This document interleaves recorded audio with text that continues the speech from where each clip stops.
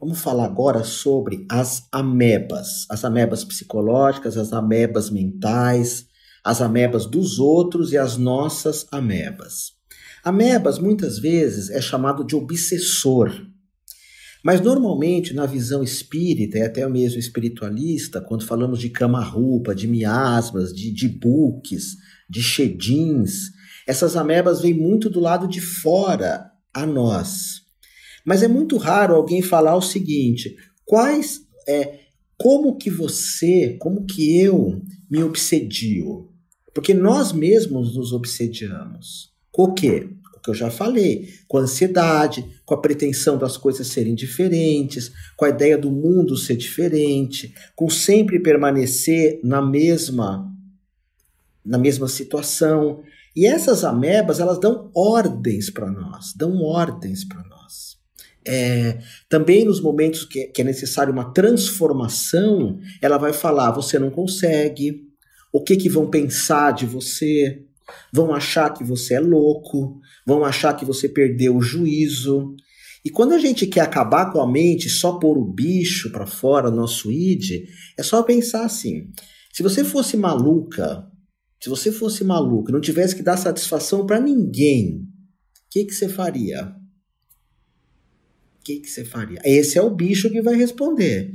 E a ameba, ela trabalha com duas energias: da imposição, ela fica impondo um monte de coisas em nós, e da obrigação. A ameba, ela pressiona. E a ameba é o que eu falei anteriormente: ansiedade, pretensão, se colocar para baixo, a pessoa fica até com o corpo meio torto. Essas pessoas que se põem muito para baixo, a gente vê na cultura japonesa, lá de Okinawa, né? Eu gosto muito de Okinawa porque eu faço karatê. Muitas mulheres, a mulher japonesa, hoje já nem tanto, mas olhando lá para a década de 40, 50, 1940, 1950, elas tinham uma coisa meio corcunda, porque a sociedade japonesa põe um peso enorme nessas mulheres. A gente vê também no Nordeste brasileiro um pouco isso, um pouco, eu não sei se ainda é tão forte, né? Essas agressões com as mulheres, essa coisa dos coronéis, né? Hoje já eu tenho a impressão que isso já, que bom que já melhorou, mas se olharmos para o passado, era uma coisa terrível, né?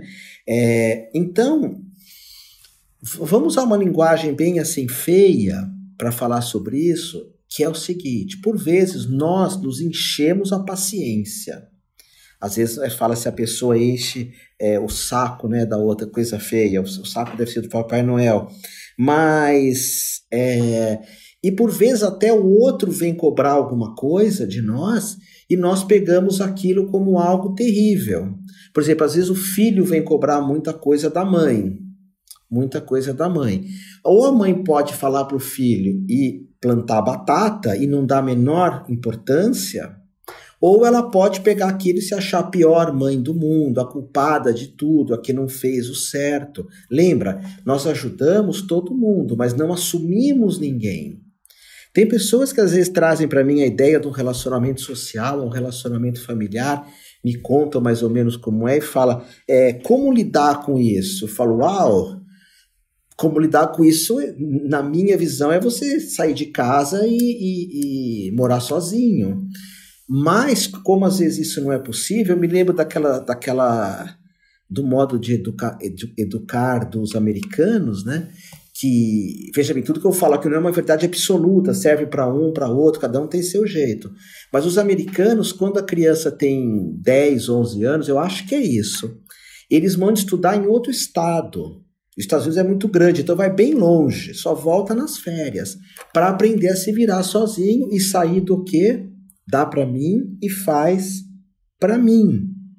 Então, às vezes, alguém pode falar, você é um péssimo, deu uma aula muito ruim, você pode fazer terapia, você pode se achar culpado, você pode se colocar muito para baixo. É impressionante como a nossa mente, isso é a mente, não o bicho. O bicho não dá a mínima importância para as críticas dos outros. Por quê? Crítica maldosa, maldosa. Porque o bicho, ele faz o que tem tesão. Esse é o bicho. É o sentimento juntamente com uma emoção. Então, se eu estou numa situação de pessoas críticas o tempo inteiro, eu caio fora. Porque o bicho me tira daquela situação, ele faz eu fugir. Mas quando nós ficamos muitas vezes nessa coisa de uma situação que vai... Uma pessoa me critica, 1000 elogios, uma critica, pronto, a pessoa já se sente culpada. E tem esse sadismo, né? Mesmo na minha escola, às vezes, eu dou um curso, eu recebo um monte de elogios, às vezes vem uma pessoa assim com um certo sadismo, é horrível isso, fala, tal pessoa reclamou. Eu já tive reclamação de gente que fez reiki comigo, que é o curso que eu mais dou, que a apostila é muito grande, sabe? Eu falei para os meus funcionários, não me interessa esse tipo de reclamação, não me interessa. Eu tenho 3.000 livros, eu adoro ler. Se a pessoa acha que a apostila é muito grande, ela que recicle a apostila. Porque eu vou continuar dando apostilas e aulas longas. Como também o pessoal do marketing fala, Prem, eu sou Jamprey, não grava aulas de meia hora para o YouTube, de 1 hora, grava de 10 minutos, porque o mundo não aceita mais aulas longas. Eu dou aulas longas, eu não aceito eu dar aulas pequenas. Mas aí eu vou ser criticado, não faz a menor diferença, a menor diferença. Basta ver o Karnal, o Cortella, o Pondé, eles dão aulas enormes, então não é tão raro pessoas que dão aulas tão grandes. Então é importante perceber as nossas amebas. A ameba que muitas vezes o homem tem de achar que está barrigudo demais, ou que está careca demais, ou a mulher às vezes tem a ameba da celulite, né? Eu acho. Eu ouço falar, porque eu não sou mulher, né? Não tenho. Ou tem a ameba de não foi uma mãe perfeita. Quer dizer, nós vamos nos colocando para baixo o tempo todo. E a paciência que nós temos com os outros, nós não temos conosco mesmo, muitas vezes. Então, essa reflexão é muito importante. Quais são as suas amebas? Quais são as suas amebas? Eu vou fazer um decreto aqui com vocês. Mais para frente, eu vou estar dando outros decretos, vários decretos, mas eu quero fazer um agora para a gente entender isso. Então, se você quiser, fecha os olhos, que é um decreto para nós tirarmos um pouco das amebas. Então, é só fechar os olhos para você não ficar vendo a minha imagem aqui, que eu vou ficar de ponta cabeça agora, fazer um striptease, é brincadeira, obviamente. Mas é mais para você pensar nisso, tá bom? Então, o decreto é quando nós começamos a falar algumas coisas e um deles é assim: eu largo o coitadismo. Eu largo o coitadismo. Sabe, coitado de mim, coitado do outro, coitado do mundo, coitado disso. Eu largo o coitadismo. Felicidade, amor e segurança estão em mim. O maior medo que eu tenho é o medo da ignorância. A vida me trata como eu me trato. Guarda isso. A vida me trata como eu me trato. Se eu me amo, se eu me cuido, se eu me alimento bem, se eu penso positivo, é isso que eu vou ter da vida. Eu sou perfeito do jeito que eu sou. E agora eu solto todas as ilusões. Essa parte eu adoro. Eu solto o que as pessoas esperam de mim. Solto tudo que as pessoas esperam de mim. Solto tudo que as pessoas acham de mim. Solto todas as expectativas dos outros. Largo. Solto. E a partir do momento que eu solto, eu digo para mim, hoje eu não me permito mais ter que... Aí você completa. Hoje eu não me permito mais ter que... E solta. Solta. Mesmo numa situação onde as coisas estão ruins, se eu me dou o meu melhor, nada me segura. Mesmo numa situações onde as coisas estão ruins, se eu dou o meu melhor, nada me segura. E agora o mantra principal disso. porque eu nasci nesse planeta para mim. Eu estou nesse planeta para mim. Eu ajudo, eu tenho compaixão, eu tenho amor pelas pessoas, eu sirvo o planeta, eu faço o possível para fazer daqui um lugar melhor. Mas eu sei que eu só posso fazer isso se eu estiver bem, porque eu estou aqui para mim. Esse mantra, ele traz o poder pessoal. O poder pessoal está em mim. Eu estou aqui para mim. Então, eu vou passar outros desses decretos para vocês, não é? Porque aí nós vamos nos livrando dessas amebas. Porque tem a minha ameba e tem as amebas dos outros. É claro que tem situações que você não dá, às vezes, para mudar. Eu já tentei muito mudar minha mãe, mas não dá. Então, minha mãe tem as amebas dela. Todo dia que eu falo com ela, ela fala, você tá bem? Eu falo, sim, todo dia. Aí um dia ela perguntou, você nunca sofre? Eu falo, sofro. Você fala que tá todo dia bem, por quê? Eu não vou jogar esse sofrimento para você. As minhas dores, os meus sofrimentos são meus. E às vezes eu tô dirigindo, né? E eu paro um pouco para falar com ela, ela fala, você tá em casa? Tô. Ah, porque se você estiver na rua, eu já vou ficar preocupada, que é a ameba dela. Então eu já falo que eu estou em casa. Porque a preocupação, ela está atrelada à maldade, normalmente. Está atrelada à maldade. Eu não tenho uma preocupação que alguém vai andar na rua e cair um saco de dinheiro na cabeça dela. Ou que eu estou preocupado porque hoje você vai andar na rua e vai encontrar o amor da tua vida. Eu estou preocupado porque hoje você vai andar na rua e encontrar um gatinho lindo, um cachorro lindo que você vai levar para casa e vai ser teu filho. Eu estou preocupado porque você vai andar na rua, vai ter um vislumbre de uma música maravilhosa que você vai tocar. Ou um insight que você tem um maior tesão por bateria ou por guitarra e vai aproveitar e começar a tocar. Não, a gente coloca a preocupação sempre atrelada com um sofrimento. Que, de novo, é um sofrimento muitas vezes irreal. É um sofrimento maldoso. Então, existem as amebas dos outros, a preocupação é sempre minha. E tem a preocupação dos outros em relação a mim também, que normalmente está atrelado à maldade. Não que a pessoa é do mal, e não é isso. É que há uma expectativa do mal. Há uma expectativa de que alguma coisa errada aconteça. E essas amebas também, por exemplo, tem a ameba de ser bonzinho. Você tem que ser bonzinho para todo mundo, você tem que falar a verdade para todo mundo, você tem que receber todo mundo. Eu me lembro que uma vez eu fui falar com um professor de karatê meu, e cada vez que eu chegava mais perto dele, olha que eu tenho o hábito de não chegar muito perto das pessoas. Ele dava um passo para trás, eu ia e dava um passo para trás. E eu percebi que ele não gosta que chegue perto dele. E foi muito legal, porque depois eu conversei com ele, ele falou, não, no Japão você não chega, você não gruda na pessoa, assim. E aí eu percebi que ele podia ser bonzinho e não ter ensinado isso para mim. Às vezes a gente ignora as nossas próprias vontades para ser bonzinho, para receber aplausos dos outros. Então eu solto os aplausos dos outros, eu solto a aprovação dos outros. Eu solto até a necessidade, às vezes, de começar um negócio, um business. Pode ser que não dê certo, mas pelo menos eu vou tentar. Agora, quando eu falo de tudo isso, não é fazer cara de vítima. Tem alguns jogadores de futebol no Brasil, não que eu acompanhe futebol, mas é impressionante a cara de vítima que eles fazem. Impressionante.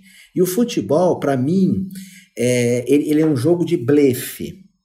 Era um jogo que você está sempre... Alguns jogadores não, mas alguns blefam. O que é blefar? Blefar é uma desonestidade, é mentir, é roubar, é querer ganhar, tirar vantagem sobre o outro. Então a pessoa, ela vai jogando, eu não sei se é exatamente isso, ela sai correndo e cai na grande área que fala, né? Que é aquele lugar lá assim, que fica a trave. Só que ela fingiu que caiu. Ela fingiu que caiu. E isso as pessoas adoram. Adoram. Eu já vi muita gente falando, eu quero que meu time ganhe mesmo com gol roubado. Sabe? Isso se chama desonestidade. Desonestidade. Sinceridade é a pessoa, não é só a pessoa que fala o que quer, é a pessoa que sente o que quer. Ela é sincera com aquilo que ela sente, ela olha aquilo que ela sente. É aquilo que eu falei para ti agora há pouco. O que é ruim. Seja sincero. E eu vejo alguns formatos do rosto de alguns jogadores de futebol. E, por exemplo, eu faço karatê, já fiz taekwondo, kung fu, já fiz luta livre. Você não pode fingir nisso. Jamais você pode fingir. Jamais.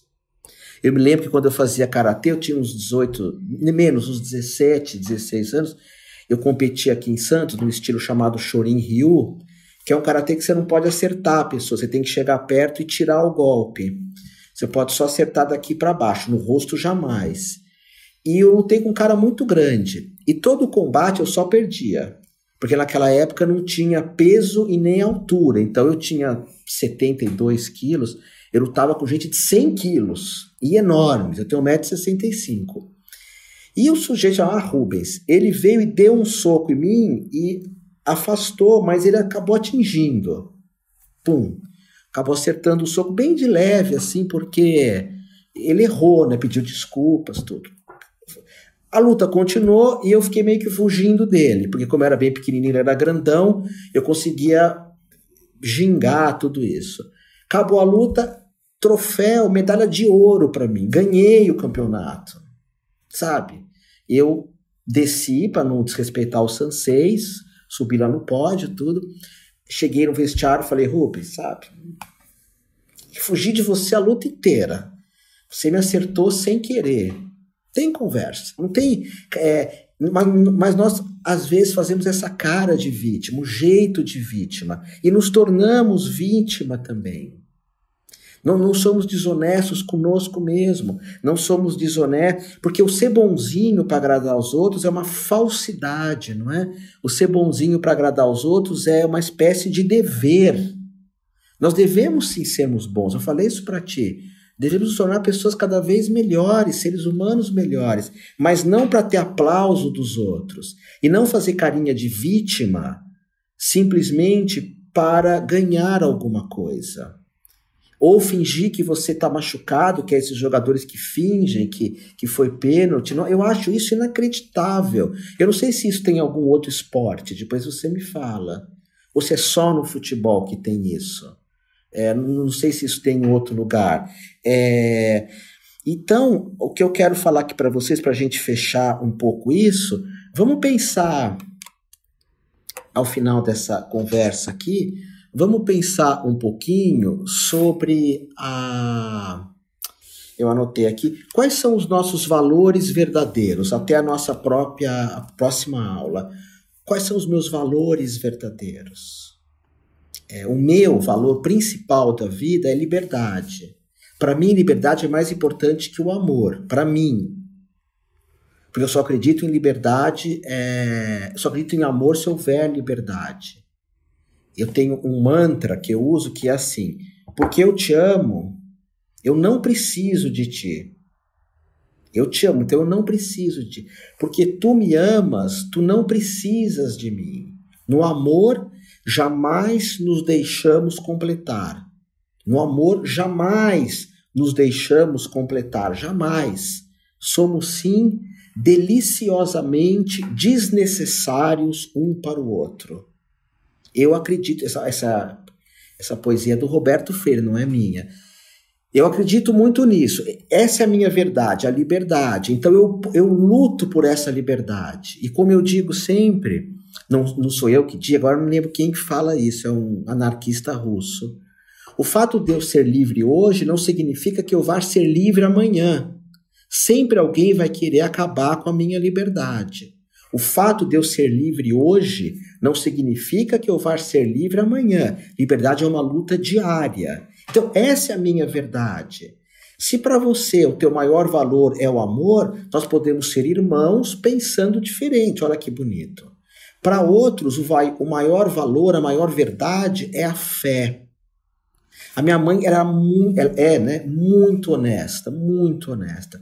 Quando eu trabalhava no banco, no Unibanco, ela falava, nunca pegue um clips do banco, eu lembro até hoje, nunca tire um clips do banco. Se você levar um clips para casa, no dia seguinte você devolve. E se você perder o clips, você paga.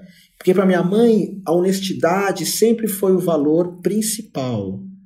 Então, quando nós começamos a ver quais são os nossos valores principais, nós podemos criar uma vida que seja norteada por esses valores. Quando eu sei quais são os meus valores principais, eu coloco energia nesses valores. Energia. E esses valores nem sempre a gente percebe pela mente. Nem sempre percebe pela mente. Porque em alguns momentos, eu sempre achei que eu queria morar com família, que eu queria ter filho, que eu queria ter... uma vez eu estava lá em casa, eu era casado com a Diana, que é minha irmã de coração, a dona de uma universidade, e veio o irmão, a mulher do irmão, veio a minha filhadinha, que eu sou padrinho, sei lá, veio um monte de gente, que a Diana é a família da roça, a família é enorme, acho que ela tem uns 10 irmãos. Veio todo mundo morar em casa.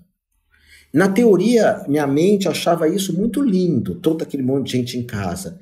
Eu chegava em casa, na minha televisão, que a casa era pequenininha, um apartamento minúsculo, e eu gostava de ler sentado no chão, chegava em casa, ligava a TV e ficava lendo, vendo alguma coisa.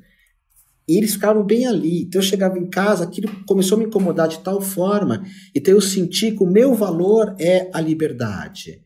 Para o meu pai, o valor principal era a família. Tudo para o meu pai era família. Então, para você ter um pouco mais de segurança, um pouco mais de tranquilidade, para você tomar posse de você. Falo disso na próxima. Para você tomar posse de você, é importante que você saiba quais são os teus valores nesse momento. Saiba o que te dá integridade. Saber quais são os meus valores se chama clareza. Não saber quais são os meus valores se chama ilusão. E toda ilusão causa ou cria desilusão. Vou repetir. Saber quais são os meus valores chama-se clareza. Não saber é ilusão. Voltando às primeiras aulas, saber quais são os meus valores. Agora não dá para viver isso. Ótimo, mas você sabe. Às vezes eu penso que minha mãe, quando ficar muito velhinha, pode vir morar comigo. Meu valor é liberdade, mas é possível que eu abra essa liberdade, abra mão, porque é minha mãe. E ela fez muita coisa, ela foi muito gentil, muito amorosa comigo. Mas eu sei que o meu valor é liberdade, então eu posso negociar. Minha mãe sabe disso, né? Quando eu visito ela, ela fala, você não conversa? Eu falo, não. E ela fala, por quê? Porque você me criou assim, eu sou filho único, estudei em colégio de padre, ia na missa todo dia.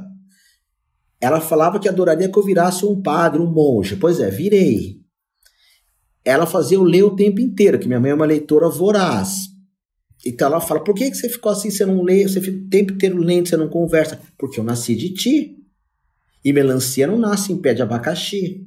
Ela fica meio brava. Mas então, o que eu quero falar para vocês é que às vezes a gente não precisa, não dá para viver exatamente como nós queremos, os nossos valores, mas pelo menos eu tenho consciência que o meu valor é a liberdade. Então coloca os teus 10 valores principais, faz esse exercício e vamos tomar uma decisão, já que eu estou falando para você de faça dar certo a tua vida, faça acontecer. Pensa nisso, desses valores darem, de você ir atrás desses valores, por mais difícil que seja. Eu, como sou um monge, né, um monge independente, monge é aquele que vive solitário, eu tenho que lutar com isso o tempo inteiro, porque vários casamentos que eu tive, as pessoas falaram, eu nunca vou querer te mudar, vou sempre aceitar o teu jeitinho. Passava um mês, e eu também queria mudar as pessoas. Queria fazer com que elas me aceitassem como eu sou, e elas queriam que eu fosse alguém muito solícito, sempre... Não, essa questão de família. clareza do que você quer. Isso funciona na vida, isso facilita a gente ter o domínio de algumas situações. Clareza é lucidez. Lucidez traz segurança. A falta de clareza traz insegurança, ok? A falta de clareza traz insegurança.